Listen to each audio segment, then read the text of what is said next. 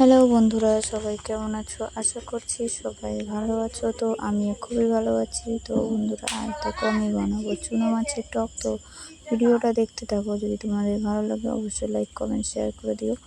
আর দেখো আমি চুনো মাছের মধ্যে হলুদ লবণ মাখিয়ে নিয়েছি। আর এখানে কড়াই তেল গরম হয়ে গেছে।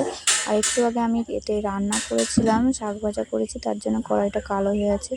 তো কিছু মনে করো না, এটা নোংরা নয়। তো মাছগুলো আমি এবার দিয়ে দিলাম। দিয়ে দেওয়ার পর ভাজা হোক আস্তে আস্তে। ততক্ষণ আমি তেঁতুলটাকে ভালো করে চটকে তেঁতুলের জলটা বানিয়ে রেখে দিয়েছি। এবার আস্তে আস্তে আমি দেখো মাছগুলো ভালো মতন করে ভাজা ভাজা করে নেব।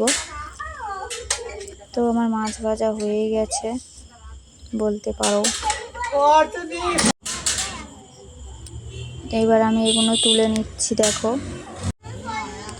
দেখো কত সুন্দর ভাজা হয়েছে। তো আমি এবার আস্তে আস্তে করে সবগুলো তুলে নিচ্ছি।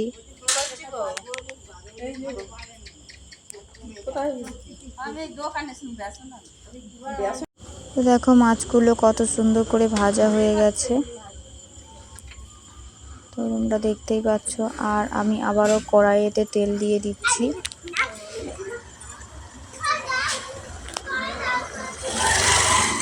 তেল দেওয়ার পর দেখো আমি দিয়ে দিচ্ছি 5 ফোড়ন,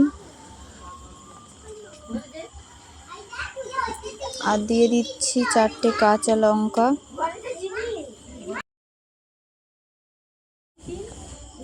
তো এবার দেখো আমি টক জলটা যেটা ছিল সেটা দিয়ে দিচ্ছি। আর দিয়ে দিচ্ছি সামান্য হলুদ গুঁড়ো, দিয়ে ভালো করে নাড়িয়ে চাড়িয়ে নিচ্ছি।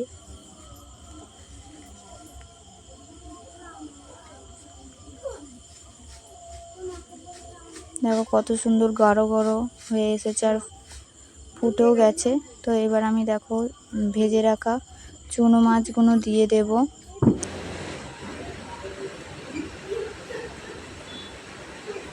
আমার টকের রেসিপিটা কমপ্লিট হয়ে গেছে। সবাইকে টাটা, সবাই ভালো থেকো, সুস্থ থেকো।